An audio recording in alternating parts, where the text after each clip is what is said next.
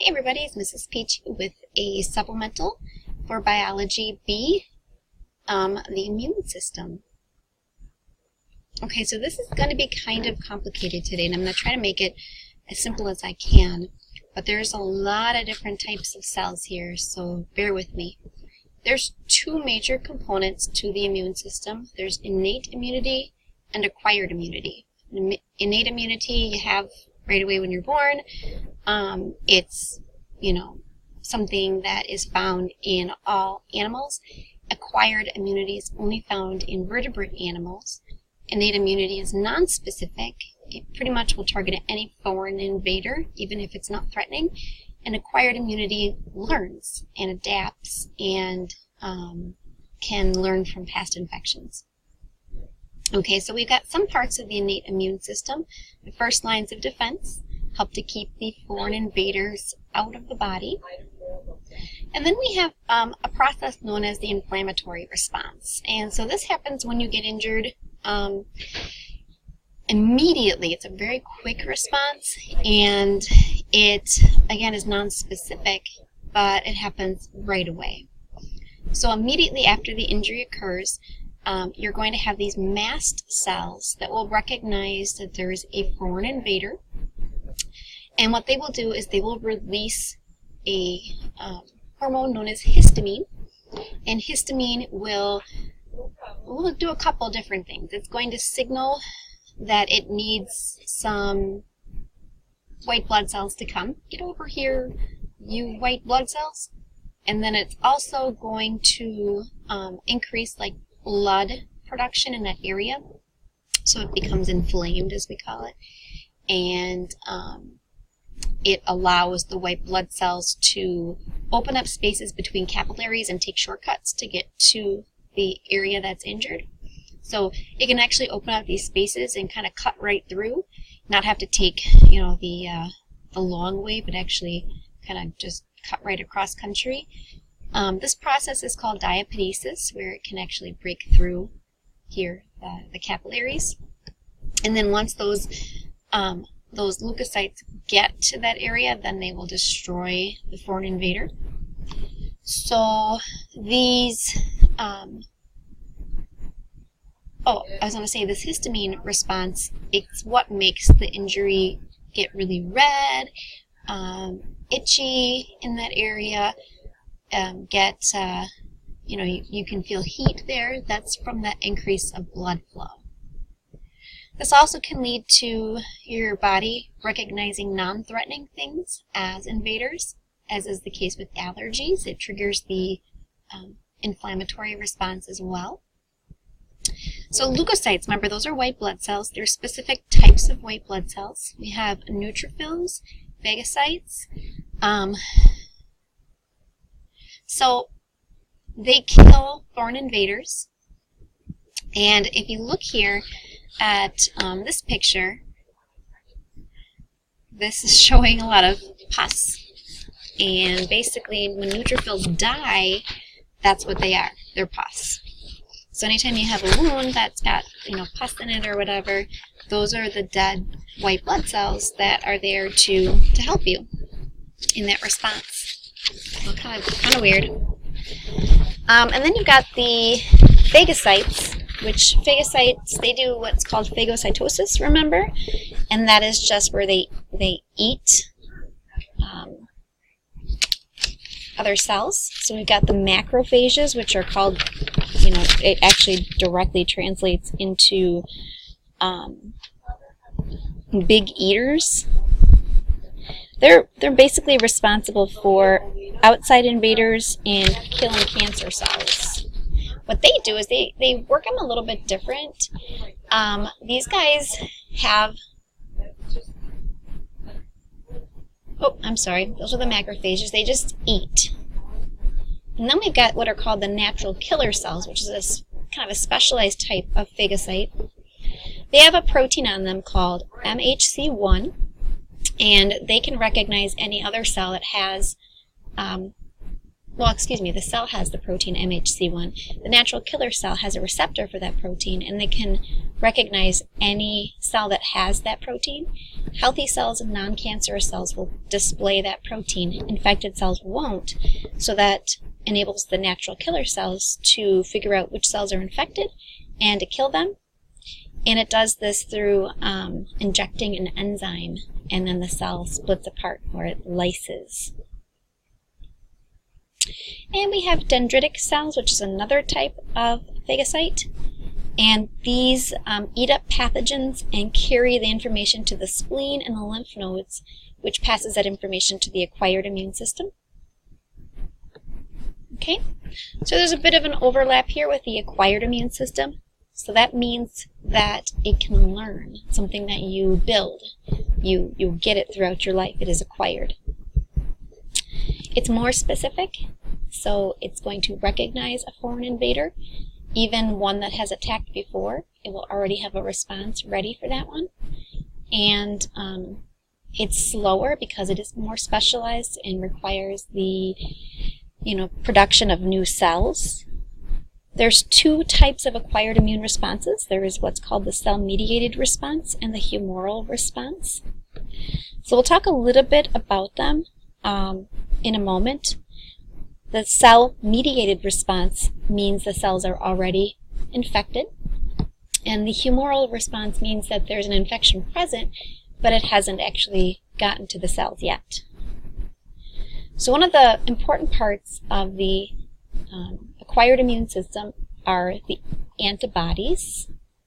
Antibodies are proteins that are manufactured that exactly match the antigen, and the antigen is the foreign invader.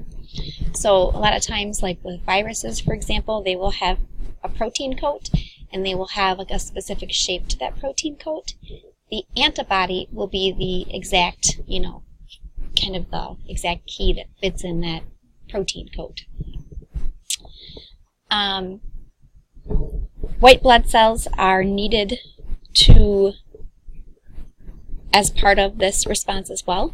Just a white blood cell is a type of cell that moves in your blood that is part of the immune system. So we have to have lots of specialized white blood cells. And we talked about different phagocytes before as part of the innate immune system. These phagocytes are part of the acquired immune system. We call these lymphocytes. These are more specific phagocytes. Okay, so the two main categories of lymphocytes are T cells and B cells. B cells attack invaders outside of the cells, and T cells attack invaders that have already invaded the cells. These antibodies, remember, are very important because they are proteins that are manufactured by the body that recognize those bad things, those antigens. So the first type of response that the acquired immune system can raise is what's called the cell-mediated response. And this is done by the T cells. So what happens is you get a macrophage that has eaten a foreign invader, and then they take on their antigen on the outside of them. They display their antigen. So it eats the bacteria, it then displays that antigen, okay? Then it shows that antigen to the helper T cell. Basically does this by making sure that the antibody is binding to the antigen. And then the helper T cell is going to send out messages and divide and make different types of T cells in order to initiate that cell-mediated response. So,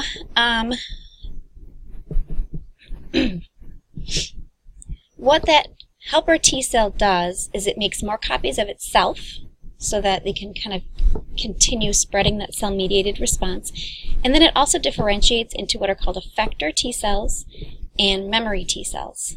Effector T cells spread the message of the infection, and they can actually directly eat up some of the antigens as well. And the memory T cells keep record of the intruder. And then it also makes cytotoxic T cells, which really is the main player in the killing of the infected cells. So the left one's what we're looking at here. The cytotoxic T cells actually makes and releases these granules into the infected cell, and that causes the cell to self-destruct. Okay? What's cool is that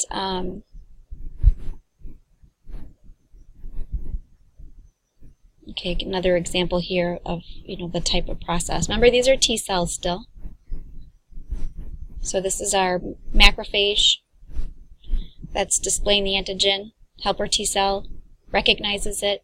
Some hormones are sent out which tells the T cell to make copies of itself, to make cytotoxic T cells, as well as effector T cells and memory T cells. And it also tells B cells, hey, there's an infection. So now we have the humoral response, and this part I find to be awesome. These B cells actually have like over 100,000 different antibodies on them, and they're basically patrolling all over the place looking for antigens, and they have so many different proteins, these antibodies on the outside, that they can find any antigen. Now, also keep in mind that once an infection occurs, that antigen is remembered and antibodies have been manufactured, so those memory cells will keep track of that. The difference here is with B cells, remember, they attack things on the outside of the cell. So they make antibodies, but they also then will be attacking things that are already in the blood but not yet infecting the cells. Alright, so that's the second process on the right.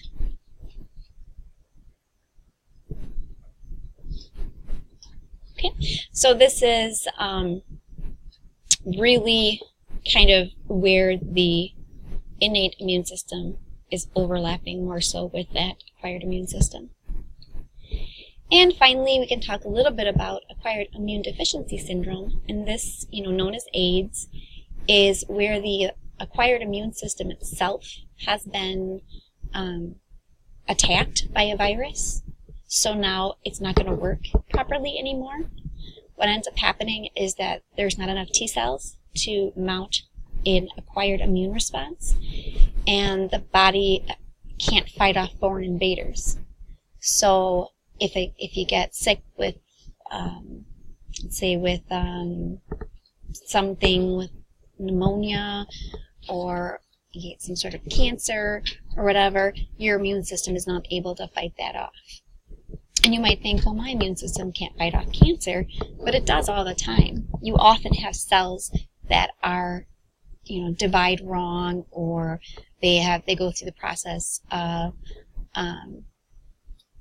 cell replication wrong, but then your immune system, your innate immune system, is going to recognize that, and it's going to nip that in the bud before it has a chance to divide and produce a tumor.